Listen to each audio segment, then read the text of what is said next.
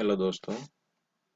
माफ़ी चाहूँगा कुछ लैपटॉप की जो है वो बैटरी डिस्चार्ज हो गई थी, जिस वजह से वीडियो बीच में ऑटोमेटिक बंद हो गया। तो देखिए, अपन बात कर रहे थे कि रेखाखंड है 7.5 सेंटीमीटर लंबा।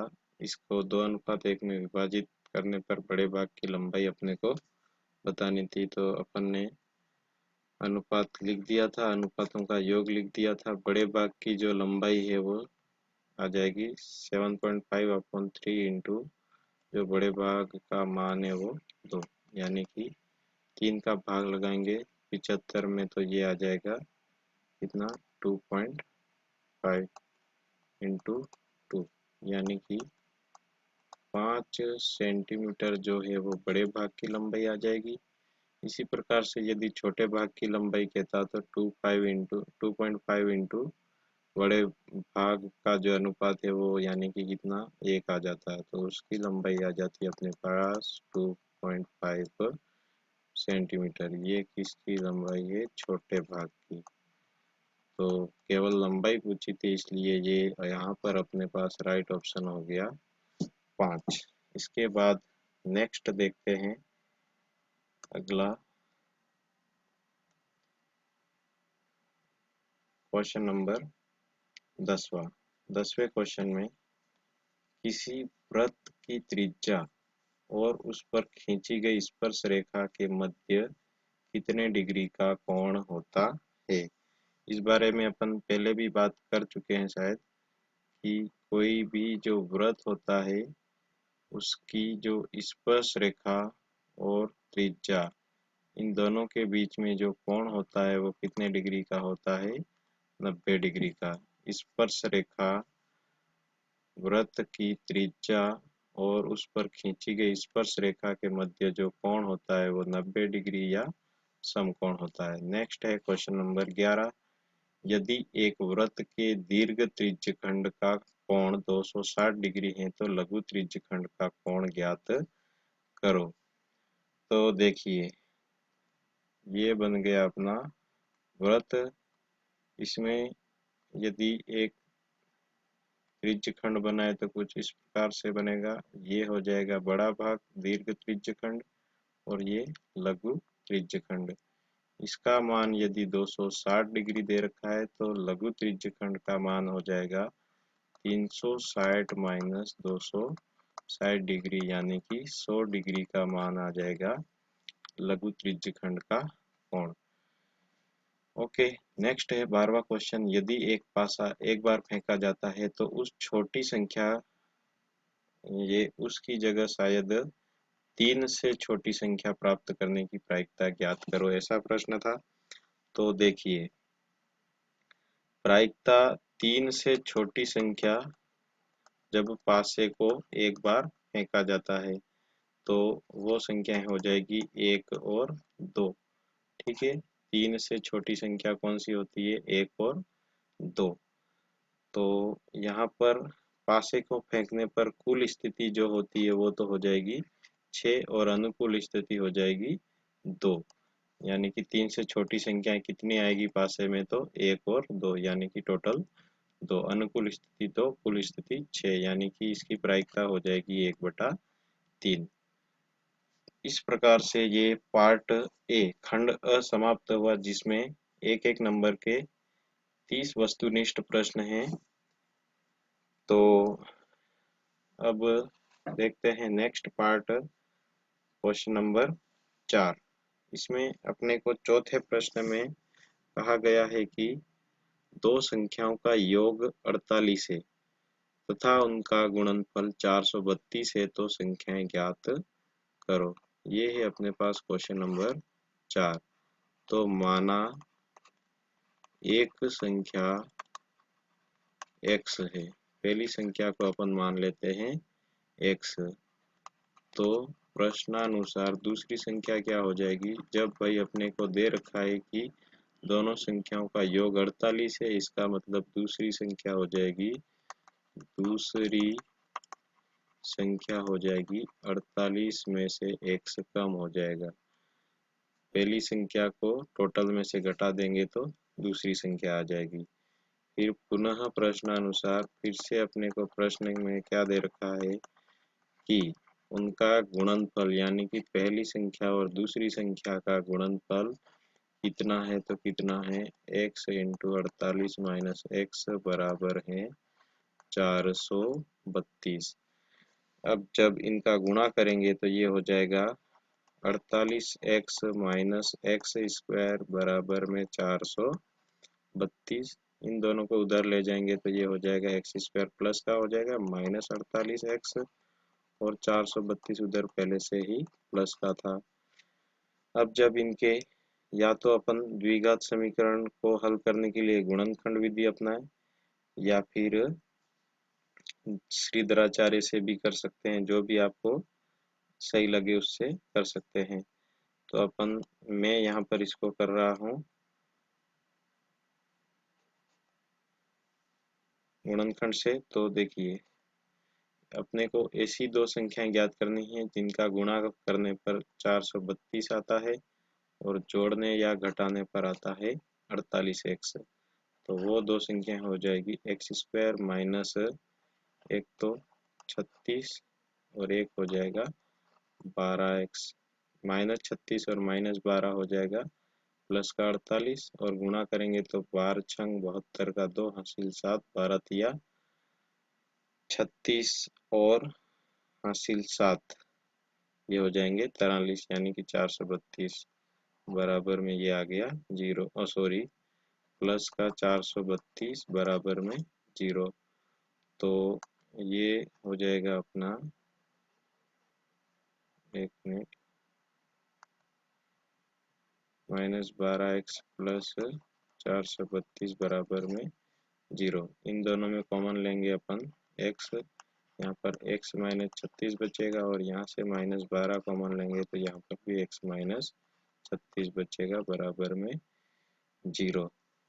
फिर दोनों जगह से x माइनस 36 कॉमन लेंगे तो यहाँ तो बचा ये x और इधर बचेगा माइनस का 12 बराबर में 0।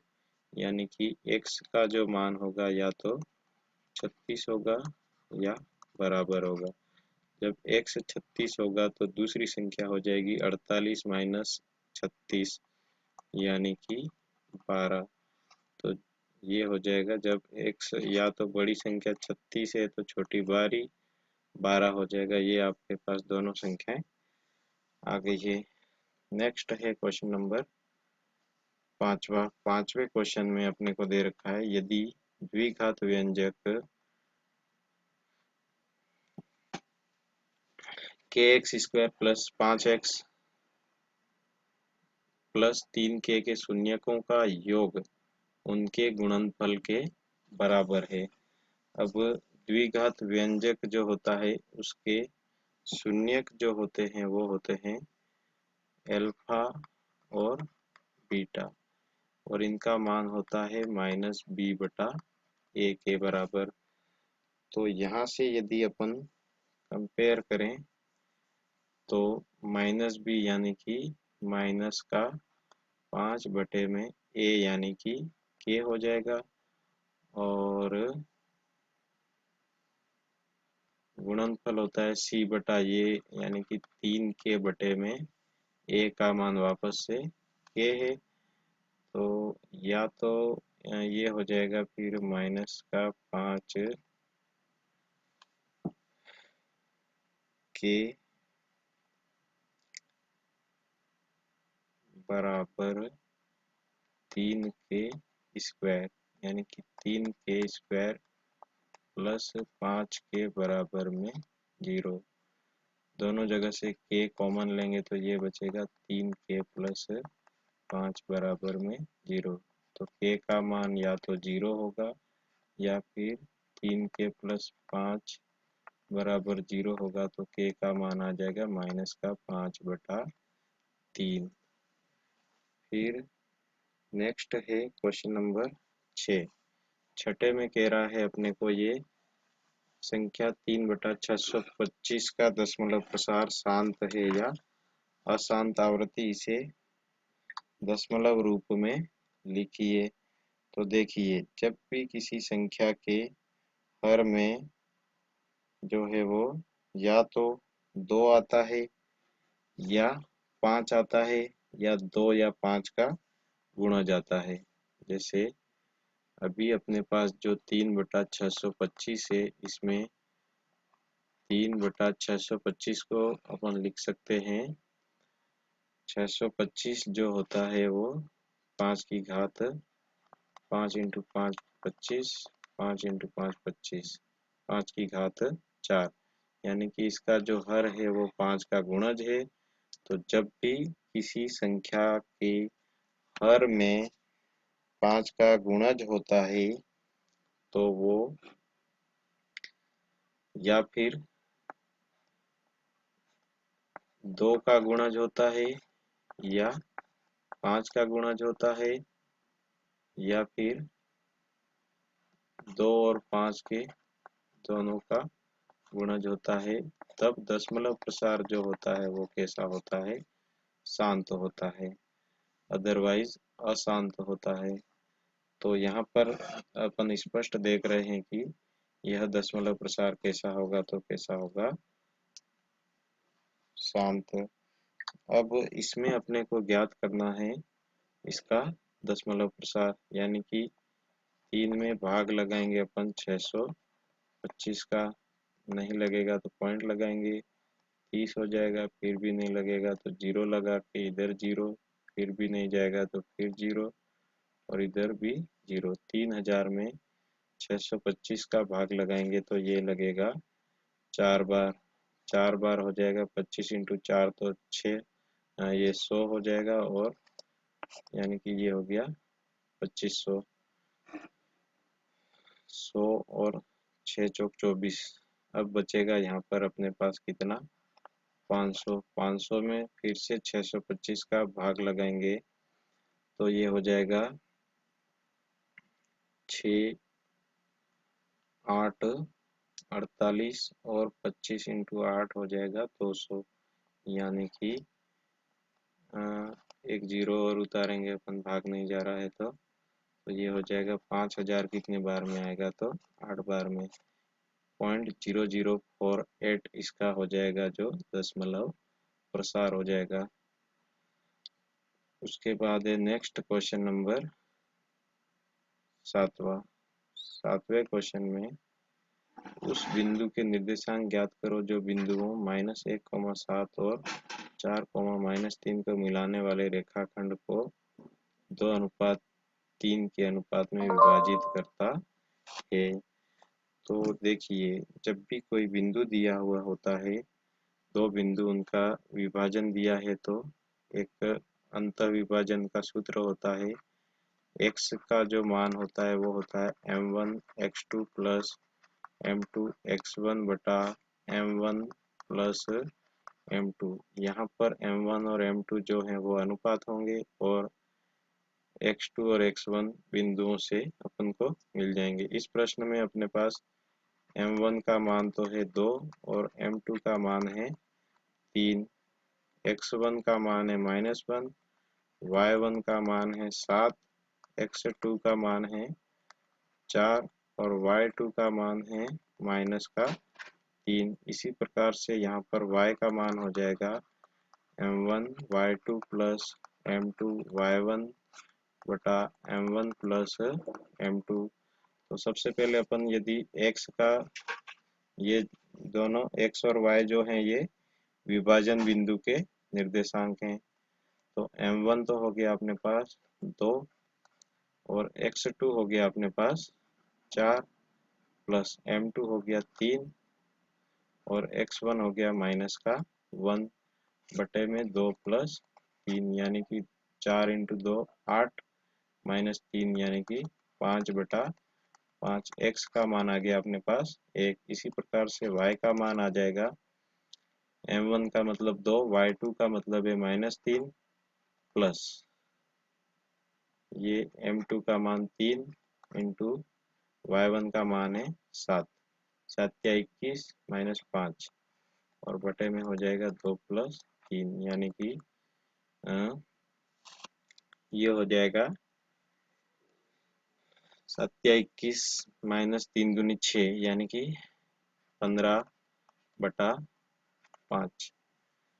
तो ये हो जाएगा अपना 3, यानी कि बिंदु जो है वो विभाजित करने वाला वो कौन हो जाएगा, 1,3। तो दोस्तों इससे आगे का वीडियो अपन फिर नेक्स्ट पार्ट में देखेंगे। वीडियो देखने के लिए आप सभी का धन्यवाद।